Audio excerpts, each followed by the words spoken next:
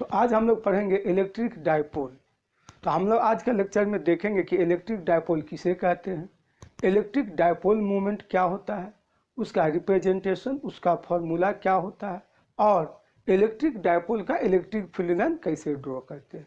इसके साथ साथ हम लोग देखेंगे कि इलेक्ट्रिक डायपोल के कारण इलेक्ट्रिक फील्ड वेरियस पॉइंट पे कैसे कैलकुलेट करते हैं और कुछ सवाल बनाएंगे। ठीक है, तो चलो हम लोग शुरू करते हैं इलेक्ट्रिक डायपोल। तो देखो इलेक्ट्रिक डायपोल बेसिकली क्या है, तो ये अरेंजमेंट ऑफ दो चार्ज है। यही चीज़ याद रखना कि it is an arrangement of two charge. कैसा चार्ज, तो इक्वल मैग्नीट्यूड का चार्ज और अपोजिट नेचर का चार्ज। मैग्नीट्यूड में बराबर होगा और नेचर में अपोजिट होगा। तो ऐसा जो सिस्टम ऑफ चार्ज रहेगा या अरेंजमेंट ऑफ चार्ज रहेगा, इसको हम लोग बोलते हैं इलेक्ट्रिक डायपोल। तो देखो इलेक्ट्रिक डायपोल का अरेंजमेंट कैसा होता है, एक हम यहाँ पे प्लस क्यू चार्ज ले लेंगे और दूसरा हम माइनस क्यू चार्ज ले लिए। ये मेरा एक डायपोल हो गया। इसके बीच का जो डिस्टेंस है ये तुम आर भी ले सकते हो, डी भी ले सकते हो, और कन्वीनियंट हो आगे कैलकुलेशन वगैरह में उसके लिए तुम 2L 2R 2D जो तुमको अच्छा लगे हम लोग ले लेते हैं। तो इस टाइप से हम लोग इलेक्ट्रिक डायपोल को अरेंज करते हैं। यही है electric dipole, system of two charges या arrangement of two charges separated by some distance. ठीक है, तो यहाँ पर लिख भी देते हैं कि it is an arrangement of two charges, arrangement of two charges of equal and opposite nature. यही है इलेक्ट्रिक डायपोल। ये हो गया। अब आता है कि इलेक्ट्रिक डायपोल मोमेंट क्या होता है। तो इलेक्ट्रिक डायपोल मोमेंट, इसको हम लोग इलेक्ट्रिक डायपोल मोमेंट जो लिखते हैं इसको हम लोग डिनोट करते हैं कैपिटल पी से। इलेक्ट्रिक डायपोल मोमेंट ये एक वेक्टर क्वांटिटी है, इसका मैग्नीट्यूड भी है और डायरेक्शन भी है। तो इलेक्ट्रिक डायपोल मोमेंट क्या होता है, तो it is the product of either charge and distance between the charges. यानी इलेक्ट्रिक डायपोल मोमेंट जो होता है ये इसमें से कोई एक चार्ज ले लो, Q हो गया, दोनों तो Q ही है मैग्नीट्यूड में, साइन नहीं लेना है, ये Q इंटू कर देंगे 2L। यही हुआ electric dipole moment, product of either charge and distance between the two charges. ये हमारा हो जाता है इलेक्ट्रिक डायपोल मोमेंट या सिंपली डायपोल मोमेंट। तो इसका जो होगा SI यूनिट, इसका SI यूनिट क्या होगा, तो SI यूनिट देखो यहाँ पे क्या है, तो चार्ज है, चार्ज का यूनिट कूलम, और यहाँ पर है 2L जो कि लेंथ ही है, तो कूलम मीटर ये इसका यूनिट होता है। इसका डायमेंशन अगर देखोगे, डायमेंशन, तो डायमेंशन देखो चार्ज का क्या होता है फॉर्मूला, डायमेंशन लिखने के लिए हम सिखाए हैं। तो देखो डायमेंशन लिखने के लिए यहाँ पर चार्ज है, तो चार्ज इक्वल टू होता है I into T, Q equal to IT, और मीटर तो ये लेंथ ही है। तो यहाँ पे आप लिख लो, सब फंडामेंटल क्वांटिटी में आ गया है। तो करंट के लिए लिखते हैं A, टाइम के लिए T, डिस्टेंस के लिए L, ATL। ये इसका डायमेंशन होता है। अगर पूरा डायमेंशन लिखना चाहोगे तो ये होगा m का पावर 0, L का पावर 1, T का पावर 1, A का पावर 1। ये इसका डायमेंशन हो गया। अब ये है कैसा क्वांटिटी, स्केलर क्वांटिटी है कि वेक्टर क्वांटिटी है, तो देखो ये वेक्टर क्वांटिटी है, तो ये एक वेक्टर क्वांटिटी है। तो जब ये वेक्टर क्वांटिटी है तो इसका कुछ ना कुछ डायरेक्शन भी होगा, बिल्कुल होगा। तो देखो डायरेक्शन जो इसका होता है ना, वो निगेटिव चार्ज से पॉजिटिव चार्ज की तरफ रहता है, ये इसका डायरेक्शन होता है। It is always directed from negative charge to positive charge. तो इसका डायरेक्शन क्या हो जाएगा, तो direction from negative charge to positive charge. जब भी डायपोल का डायरेक्शन दिखाना हो नेगेटिव चार्ज से पॉजिटिव चार्ज की तरफ दिखा दोगे, ये इसका डायरेक्शन होता है। ये इसका मैथमेटिकल फॉर्मूला हो गया। तो इसीलिए हम लोग डायपोल मोमेंट को वेक्टर क्वांटिटी बोलते हैं। क्यों? क्योंकि इसका मैग्नीट्यूड है q इंटू 2l और डायरेक्शन होता है negative charge to positive charge. ये ऑलवेज ऐसा है, negative charge to positive charge. ये इसका डायपोल मोमेंट के बारे में हो गया। ठीक है, जल्दी से उसको नोट करो, फिर इस पर कुछ सवाल बना लेते हैं, फिर हम लोग देखेंगे इलेक्ट्रिक फील्ड। जल्दी से नोट करो, छोटा सा टॉपिक है, तुरंत हो जाएगा। इलेक्ट्रिक फील्ड लाइंस भी देख ही लेते हैं। तो देखो इलेक्ट्रिक फील्ड लाइंस अगर डायपोल मोमेंट ये इलेक्ट्रिक डायपोल के कारण ड्रॉ करना चाहते हैं तो देखो इलेक्ट्रिक डायपोल के कारण इलेक्ट्रिक फील्ड लाइन कैसा होगा। तो ये मेरा पॉजिटिव चार्ज है, तो ध्यान से देख लो, ये पॉजिटिव चार्ज है और ये निगेटिव चार्ज है। ठीक है, तो देखो इलेक्ट्रिक फील्ड लाइन जानते हैं कि पॉजिटिव चार्ज से निकलता है नेगेटिव चार्ज की तरफ जाए। तो चूंकि मैग्नीट्यूड में ये बराबर है तो जितना लाइन यहाँ से निकलेगा उतना ही लाइन नेगेटिव चार्ज में जाएगा। ये ऐसे करके, ये ऐसे करके, यहाँ पर से ये, फिर ये ऐसे, फिर ये ऐसे, और उसके बाद यहाँ पर भी तुम ऐसे बना लो।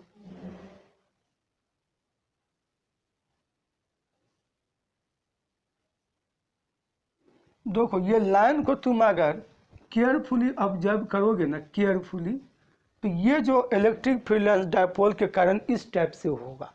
देखो यहाँ से कितना लाइन निकल रहा है, 1 2 3 4 5 6 7 8 9। यहाँ पर कितना इन हो रहा है, 1 2 3 4 5 6 7 8 9। ये इसका खास बात है, क्योंकि दोनों चार्ज इक्वल मैग्नीट्यूड का है। हम लोग पढ़े हैं कि इलेक्ट्रिक फील्ड लाइंस स्ट्रेंथ दिखा देता है, ये चीज़ है, चार्ज वगैरह का प्रोपोर्शनल होता है। तो जितना चार्ज, जितना लाइन यहाँ से निकालेंगे उतना ही यहाँ पर इन करवा देंगे। ठीक है, इसको देखने के बाद यही एक सिचुएशन है जिसमें तुमको इलेक्ट्रिक फील्ड लाइंस सिमेट्रिकल दिखाई देगा। ये देखो जैसा इधर दिखेगा वैसा ही तुमको इधर दिखाई देगा। ये सिमेट्रिकल होता है। इस लाइन को अगर बीच से अगर कट करेंगे तो इधर का और इधर का अगर देखेंगे तो हम लोग को एक जैसा दिखाई देगा। तो ये सिमेट्रिकल होता है इसका इलेक्ट्रिक फील्ड लाइंस। ठीक है, चलो ये भी हो गया इसका इलेक्ट्रिक फील्ड लाइंस कैसा होता है। तो ये इस टाइप से इलेक्ट्रिक फील्ड लाइंस इसका हम लोग रिप्रेजेंट कर देते हैं ग्राफिकली। तो जल्दी से इसको नोट कर लो, फिर हम लोग इस पर एक सवाल देख लेते हैं। हो गया, चलो ठीक है, क्वेश्चन लिखोगे। ये एकदम आसान सा टॉपिक है, ज़्यादा हार्ड टॉपिक ये नहीं है। ठीक है, इजी सा टॉपिक है, तुरंत ये हो जाएगा ख़त्म।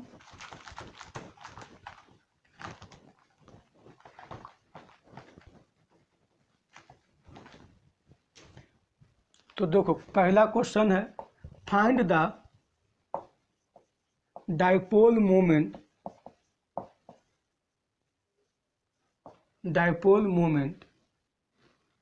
of charges plus minus 2 microcoulomb separated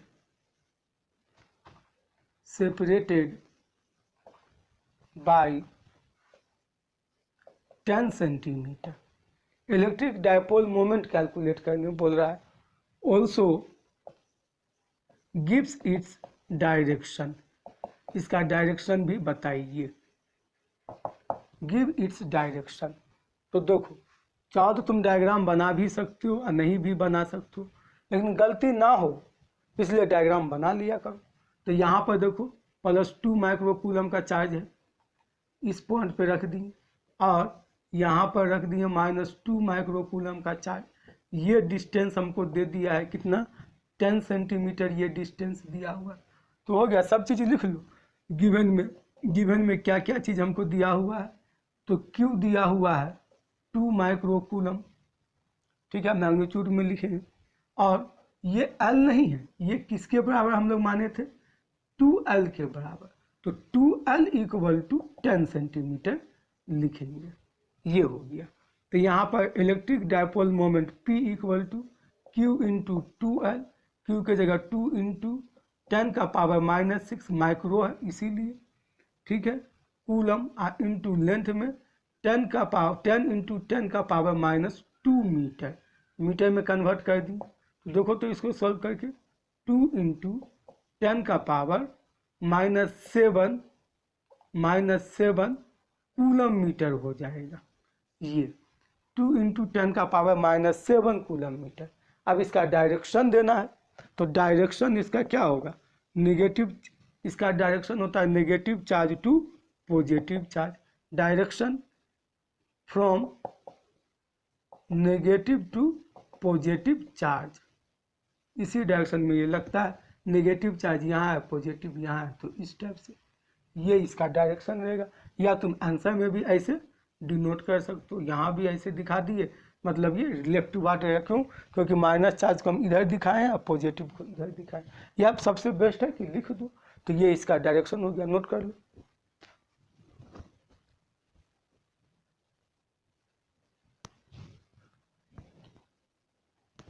हो गया। अब हम लोग देखेंगे electric field due to electric dipole. Electric dipole के कारण इलेक्ट्रिक फील्ड क्या होता है उसको हम लोग देख लेते हैं।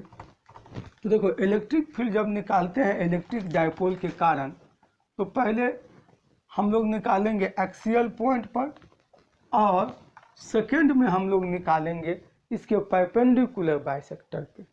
ये तो सबसे पहले हम लोग निकाल लेते हैं इलेक्ट्रिक फील्ड इंटेंसिटी 1 नंबर दे करके, E एट पॉइंट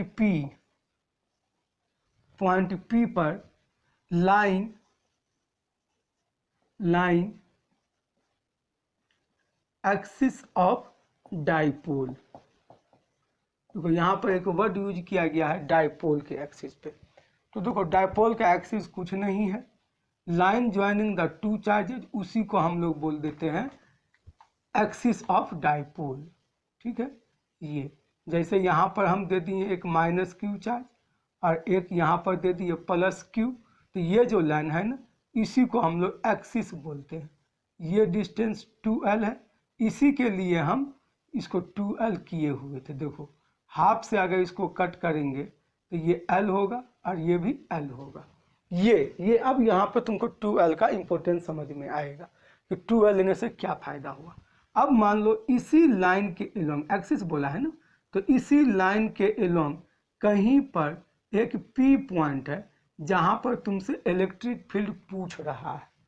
तो मान लेते हैं कि इस P पॉइंट का ये जो बाइसेक्टर है O, यहाँ से इसका डिस्टेंस को मान लो कि ये डिस्टेंस है स्मॉल r। एकदम आसान है, थोड़ा ध्यान से देखना, तुरंत समझ में आएगा। थोड़ा सा भी हार्ड नहीं है, डरने का जरूरी नहीं है, बहुत आसान है। देखो, तो यहाँ पर हम लोग तो जानते हैं कि E इक्वल टू क्या होता है, बोलो। E इक्वल टू होता है 1/4πε0 Q/r²। r is the distance from point two the charge. जो पॉइंट पर इलेक्ट्रिक फील्ड निकालते थे वहाँ से चार्ज तक का जो दूरी होता था ना, वही r कहलाता है। जैसे यहाँ पर अगर Q चार्ज है और यहाँ पर पॉइंट Q है, तो ये डिस्टेंस हो गया r। यही हम लोग सीखे हुए हैं कि Q पे निकालेंगे इलेक्ट्रिक फील्ड तो ये डिस्टेंस r मानते हैं। तो चलो, यहाँ पे अब दो चार्ज है, दोनों के कारण अलग अलग निकाल लेंगे इलेक्ट्रिक फील्ड और उसको ऐड कर देंगे। लेकिन याद रखेंगे कि इलेक्ट्रिक फील्ड वेक्टर क्वांटिटी है, तो अब वेक्टर मेथड से ही ऐड करेंगे, या देख लेंगे अगर एक ही लाइन में आया, एक ही डायरेक्शन अगर रहा, तो हम लोग सिंपल उसको लीनियर वेक्टर में जैसे vector a plus vector b करते वैसे कर देंगे। ठीक है, तो देखो यहाँ पर पहले हम लोग निकालेंगे -q के कारण, तो E1 किसके कारण से, -q के कारण से, तो लिखेंगे 1/4πε0। ध्यान से खाली देखो, Q/r²। तो अब r यहाँ पे क्या होगा, डिस्टेंस। तो देखो, तो अगर -q चार्ज को लेंगे तो डिस्टेंस तो ये ना हो जाएगा, ये पूरा डिस्टेंस हो जाएगा। अब ये डिस्टेंस क्या होगा, तो यहाँ से यहाँ तक r है और ये डिस्टेंस l है, तो इसको लिख सकते हैं r + l, बस। तो टोटल डिस्टेंस हो गया यहाँ पे r + l का होल स्क्वायर। ये इसी तरीका से E2, अब इसका डायरेक्शन देखो, माइनस चार्ज है तो इलेक्ट्रिक फील्ड का डायरेक्शन किधर होगा, माइनस क्यू के कारण। तो देखो माइनस क्यू के कारण क्या इलेक्ट्रिक फील्ड का डायरेक्शन ये इधर होगा, ऐसे ये E1 इसी डायरेक्शन में E1 होगा। यहाँ दिखा दिए कि ये E1 का डायरेक्शन ये है। इसके बाद अब निकालते हैं E2। तो E2 किसके कारण, प्लस Q के कारण। तो 1/4 pi epsilon not Q by R यानी डिस्टेंस। तो डिस्टेंस देखो तो क्या होगा, अब तो Q चार्ज यहाँ पर है तो ये डिस्टेंस ना होगा। अब ये डिस्टेंस का वैल्यू कितना होगा, तो देखो ये पूरा R है और ये L है, तो यही डिस्टेंस ना हमको चाहिए। तो ये डिस्टेंस को लिख सकते हैं R माइनस L। तो यहाँ पर लिख दिए R माइनस L। तो ये हो गया R माइनस L हो गया, इसका स्क्वायर कर दो। अब इसका डायरेक्शन किधर होगा, तो इसका डायरेक्शन चूंकि ये प्लस चार्ज है अपने से दूर, तो अपने से दूर मतलब ये डायरेक्शन होगा E2 ये होगी। तो इसका मतलब रिजल्टेंट चाहे आगे जाता हो या इधर की ओर आता हो। अब ये डिपेंड करेगा कि E1 और E2 में से कौन ज़्यादा है। तो देखो E इन्वर्सली प्रोपोर्शनल है यहाँ पे R स्क्वायर से, तो जिसमें ये डिस्टेंस ज़्यादा रहेगा वो कम होगा और जिसमें यहाँ पे डिस्टेंस कम होगा वो ज़्यादा होगा। तो देखो तो R प्लस L और R माइनस L में कौन ज़्यादा हुआ, R प्लस L, और ये कम हो गया। तो इसका मतलब ये पूरे क्वांटिटी को R प्लस L से डिवाइड कर रहा है, उसका भी स्क्वायर है, और यहाँ पर R माइनस L का स्क्वायर से डिवाइड हो रहा है। तो यहाँ ज़्यादा से डिवाइड हुआ और यहाँ कम से डिवाइड हुआ। तो ये तो कम ना आ जाएगा और ये ज़्यादा आ जाएगा। क्यों, क्योंकि ये है लार्जर और ये हो गया स्मॉलर। तो अब तुम अपने से सोच लो ऐसे कि 5 डिवाइडेड बाई 4 और 5 डिवाइडेड बाई 2 कौन ज़्यादा होगा, तो 5 डिवाइडेड बाई 2, क्योंकि जिसका डिनोमिनेटर में कम रहेगा तो वो ज़्यादा आएगा और जिसका डिनोमिनेटर में ज़्यादा है वो कम आएगा। तो इसलिए E2 जो है ना वो E2 ग्रेटर देन E1 है। तो इसका मतलब हुआ कि नेट फील्ड का जो यहाँ डायरेक्शन होगा वो ऐसे ही होगा, यही होगा इसी डायरेक्शन में E। तो E इक्वल टू क्या हो जाएगा, E equal to E2 minus E1। तो अब यहाँ पर देखो इसमें से इसको घटाओ तो ये और Q दोनों तो सब कॉमन ही है, तो वो Q बाय सीधा सीधी लिख दो Q by 4 pi epsilon nought into, एकदम देखो छोटा सा हम एकदम कर देंगे, ये 1 बाई R माइनस L का whole square minus 1 by R plus L का होल स्क्वायर। अब इसको सोल्व कर लो, आ गया। अब इसको खाली मैथ है, अब इसको सिंप्लीफाई कर लो। तो सिंप्लीफाई करोगे तो ये एलसीएम ले लो, R माइनस L का square into R plus L का स्क्वायर, R प्लस L का whole square minus R minus L का होल स्क्वायर। अब इसको सॉल्व करो तो क्या इसको ऐसे लिख सकते हैं, ये हो गया Q by 4 pi epsilon nought, square करो R square plus L square 2RL A plus B का होल स्क्वायर में, यहाँ माइनस है तो देखो R स्क्वायर प्लस होगा तो यहाँ माइनस होगी, प्लस L स्क्वायर यहाँ माइनस तो माइनस L स्क्वायर, माइनस है बीच में तो माइनस 2RL, तो माइनस आ माइनस प्लस, तो ये हो गया plus 2RL whole divided by क्या, ये A minus B into A plus B. अब दोनों का स्क्वायर स्क्वायर है तो तुम इसको A square minus B square का होल स्क्वायर नहीं लिख सकते हो, बिल्कुल लिख सकते हैं। इसको ऐसे भी तो लिख सकते हैं R माइनस L और R प्लस L, ये इसका स्क्वायर। अब A minus B into A plus B कर लो तो ये हो गया R square minus L square का होल स्क्वायर। देखो हो गया, क्या क्या कटेगा, काटो R स्क्वायर L स्क्वायर, तो यहाँ पे हो गया 4RL, तो यहाँ पर लिख देते हैं। तो E इक्वल टू आएगा Q by 4 pi epsilon nought, देखो यहाँ 2RL प्लस 2RL तो 4RL आया divided by R square minus L square का होल स्क्वायर। ठीक है, दिख रहा है सब कुछ, समझ में भी आ रहा है। अब देखो, अब इसको क्या कर लो, डायपोल के फॉर्म में इसको खाली लिख लो 1 बाय 4 पाई एप्सिलॉन नॉट। देखो डायपोल क्या होता है, 2ql, डायपोल मोमेंट का फॉर्मूला 2ql। तो यहाँ पर 2 कर दिए, r कर दिए और 2ql कर दिए, divided by r square minus L square का होल स्क्वायर। इसके बदले में डायपोल मोमेंट p लिख दो, तो vector E equal to 2rp by 4 pi epsilon nought r square minus L square का होल स्क्वायर। यही हो गया डायरेक्शन। इसके मुताबिक ये इधर जा रहा है, इस अरेंजमेंट के मुताबिक। देखो कहीं पे दिक्कत हुआ होगा तो देख लो और नोट करो। हो गया।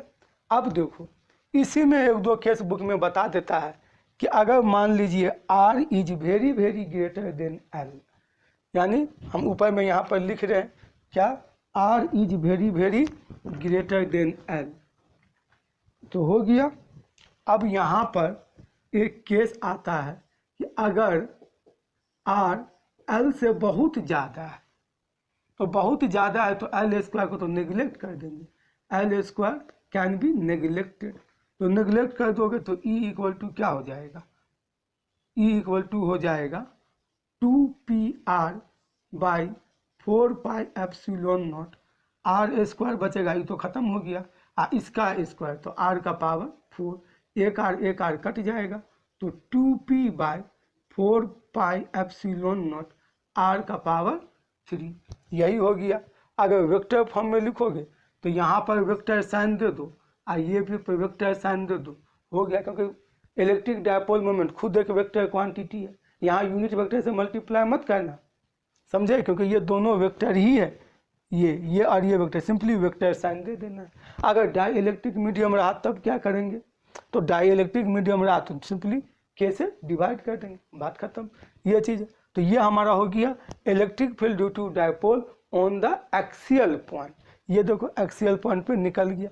अब इसके बाद हम लोग देखते हैं कि electric field due to dipole on perpendicular bisector, यहीं से एक बाइसेक्टर ले लेंगे, उस पर निकालेंगे। चलो इसको नोट करो जल्दी से, पॉज करके भी नोट कर सकते हो। चलो ठीक है, हम मिटाते हैं।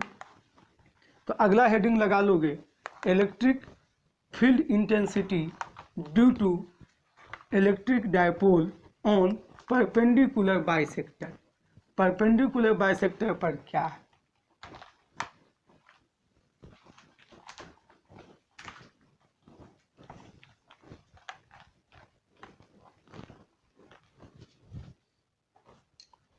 तो देखो हेडिंग दे देते हैं क्या, E on perpendicular bisector of electric dipole, E dipole.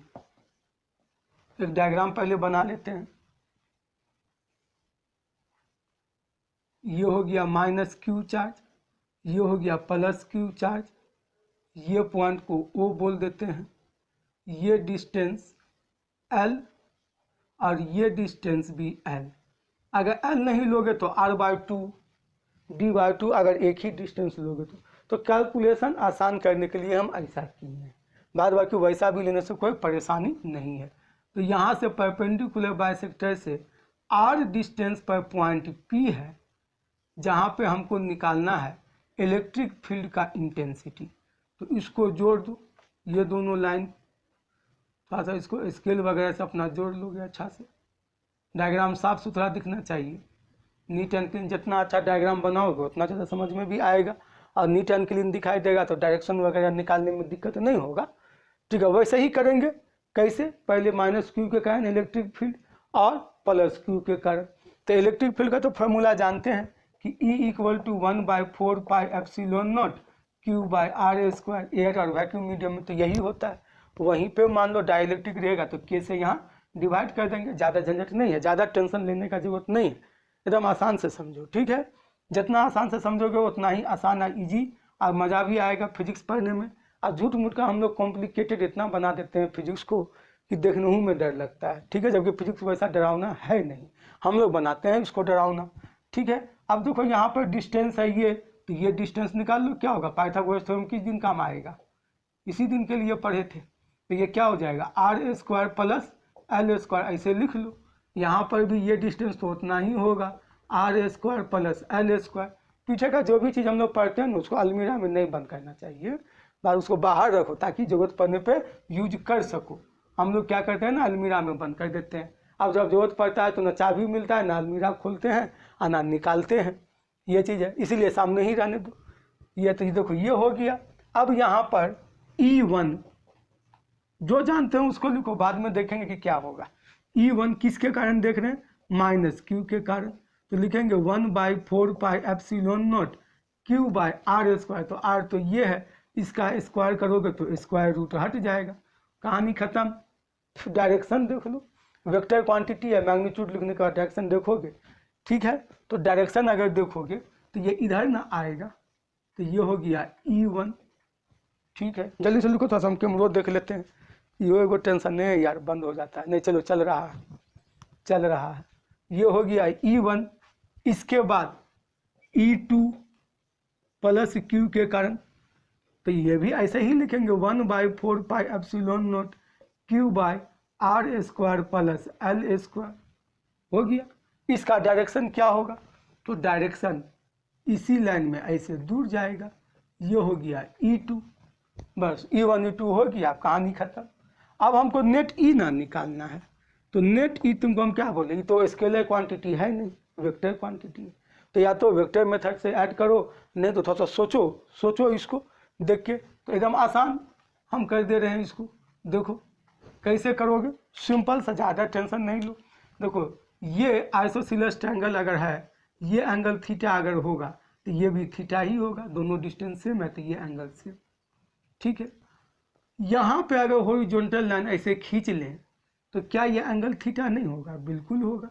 और ये देखो करेस्पॉन्डिंग एंगल, और ये zigzag alternate angle theta theta Z, और यहाँ पर से ऐसे जाएंगे तो करेस्पॉन्डिंग एंगल भी हमारा बराबर होता है। 2 लाइन खींच लो, देखो करेस्पॉन्डिंग एंगल किसको बोलते हो, इसको और इसको ना, देखो करेस्पॉन्डिंग एंगल हो गया। अब ये एंगल भी थीटा। अब वैसे याद रखो शॉर्टकट ट्रिक, जब दो वेक्टर इक्वल मैग्नीट्यूड का हो तो रिजल्टेंट हमेशा उसके एंगल को बाइसेक्ट करते हुए जाता है। याद रखो ये शॉर्ट ट्रिक है।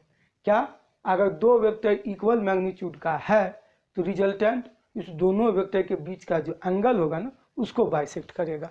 जैसे देखो ये है वेक्टर ए और ये भी है वेक्टर ए, और ये एंगल है थीटा, तो रिजल्टेंट कहाँ से जाएगा, तो बीच से ये एंगल θ/2, ये एंगल θ/2, यही होगा रिजल्टेंट। ऐसा ही, तो एकदम शॉर्टकट में याद रखो। अब यहाँ पर थीटा कितना होता, तो 2θ होता, तो यानी इलेक्ट्रिक फील्ड ऐसे जाएगा E। तो अब देखो इसको रिसॉल्व कर लो, रिजोल्यूशन ऑफ वेक्टर क्लास 11 में पढ़े होगे। इधर हो जाएगा E2 साइन थीटा और यहाँ पर हो जाएगा E1 साइन थीटा। तो E1 और E2 का तो देखो मैग्नीट्यूड बराबर है, तो ये दोनों तो कैंसिल हो जाएगा, ये दोनों का कहानी खत्म हो गया। यहाँ पर ये दूगो आएगा, एक आएगा E1 cos थीटा इसी डायरेक्शन में और दूसरा E2 cos थीटा इसी डायरेक्शन में, बस ये दोनों को ऐड कर दो। तो E = E1 cos theta plus E2 cos theta, और कितना आसान चाहिए, तो ये हो जाएगा 2E1 cos थीटा। क्यों ऐसा किए, तो E1 = E2 है, देखो यहाँ पर। और यहाँ पर एक चीज लिख देते हैं, E1 sine theta cancel, E2 sine theta इसीलिए कैंसिल किया, E1 E2 का मैग्नीट्यूड बराबर है, बस कहानी खत्म। इसी चीज को हम लोग इतना कॉम्प्लिकेटेड बना देते हैं, ये है कि फिजिक्स भी घबरा जाता है कि क्या कर दिए हम। Q/r² plus L² cos theta, cos theta tension कहाँ है, आ गया तो आने दो। ये तो 1/4 पाई एप्सिलॉन नॉट लिख दिए, Q/r² प्लस L²। अब ये cos थीटा को हटा देते हैं। cos थीटा क्या होता है, बेस बाय हाइपोटेन्यूज।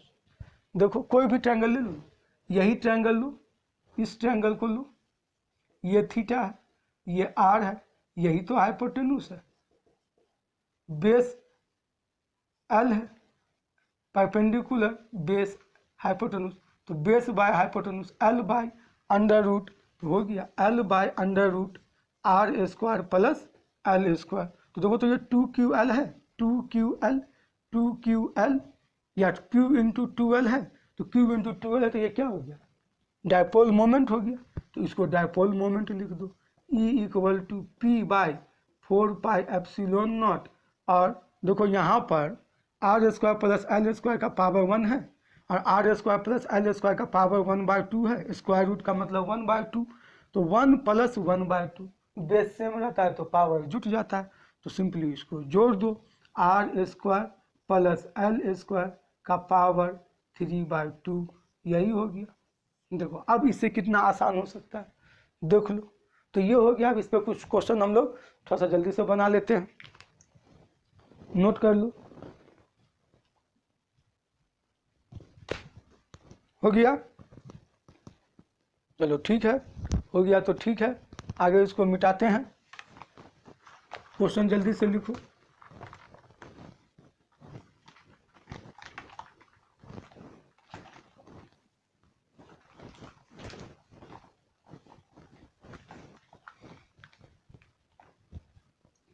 पहला क्वेश्चन है, हम कुछ क्वेश्चन लाए हैं तुम लोग के लिए। 2 point charges each of 5 microcoulomb, ये है 2 point charges plus minus Q equal to 5 microcoulomb plus minus 5 microcoulomb are placed 4 centimetre apart, 4 centimetre का दूरी पे रखा हुआ है। Find E on its axial point, axial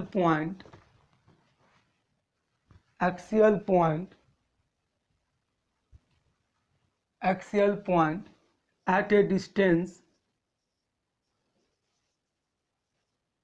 4 centimetre from its mid point,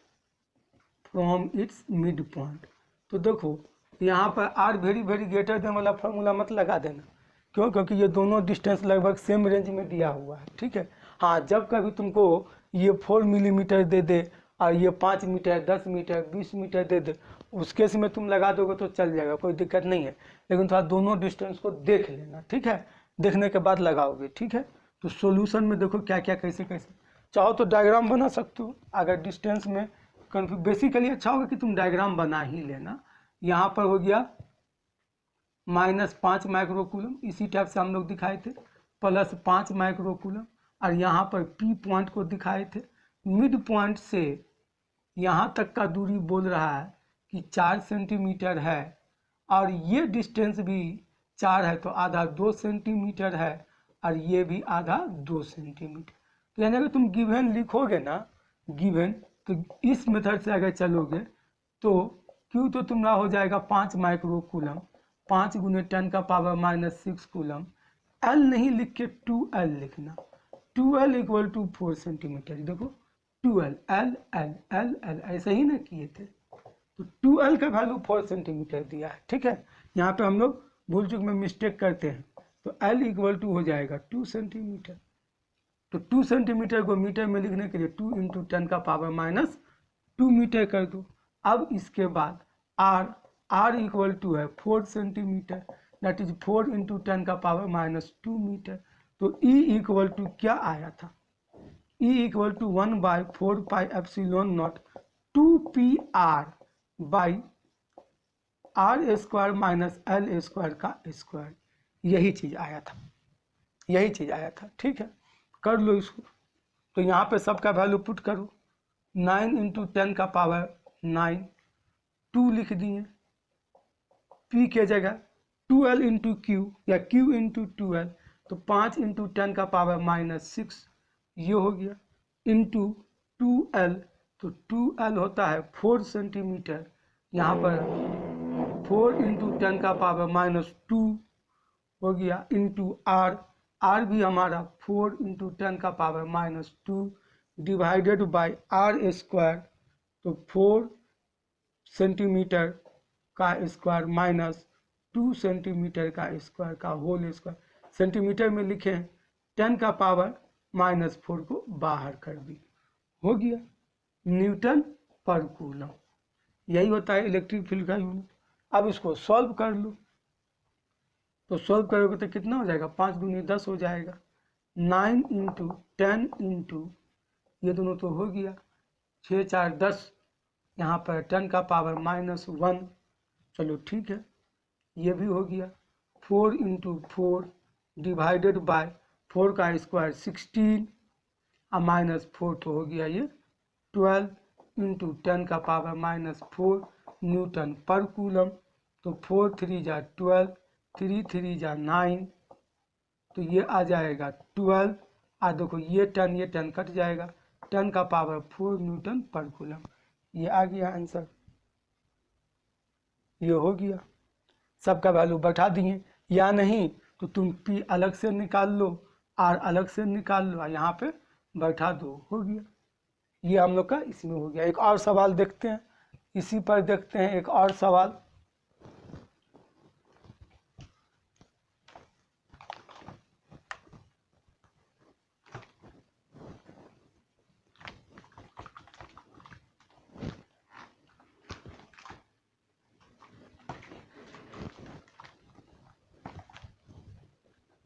Calculate electric field intensity. Calculate E. Due to electric dipole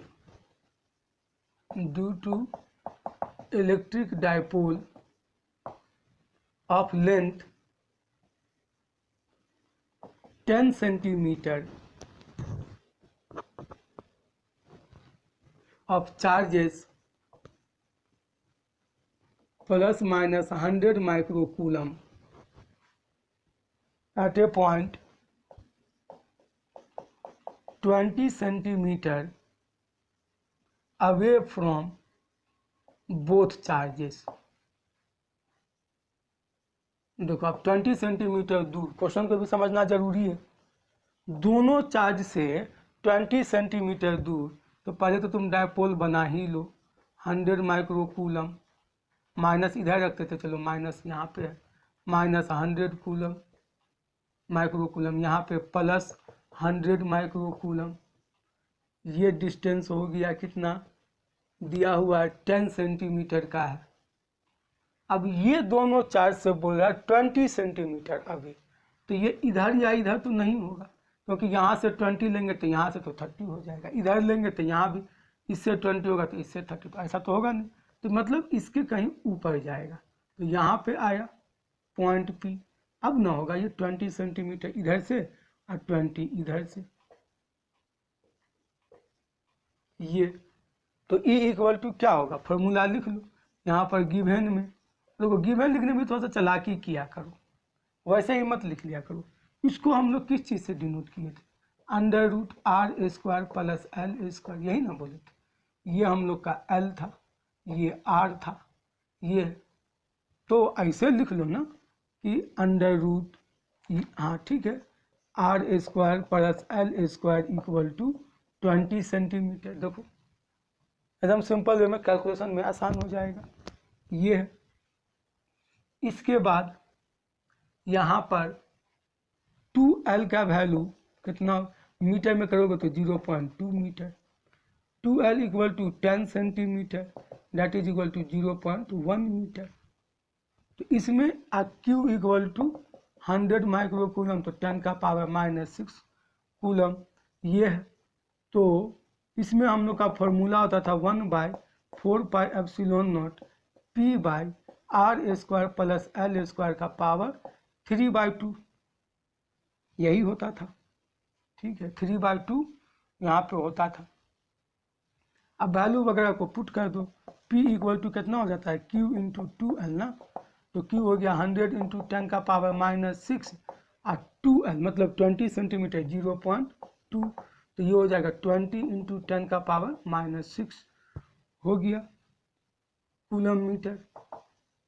बैठा दो, E equal to 1/4, तो 9 × 10 का पावर 9, 20 × 10 का पावर -6, इसको अंडर रूट में हमारा है, तो यानी R square plus L square का पावर 1/2 इक्वल टू 0.2 है। अब इसको यहाँ सेट करने का कोशिश करो, तो सेट करने का कोशिश करो तो क्या हम इसको ऐसे लिख सकते हैं? देखो कैलकुलेशन कैसे इजी किया जाता है। p by R square plus L square का पावर 1/2, ये पावर में 3 नहीं लिख सकते हैं? बिल्कुल लिख सकते हैं। ये पावर क्या होता है? मल्टीप्लाई होता है।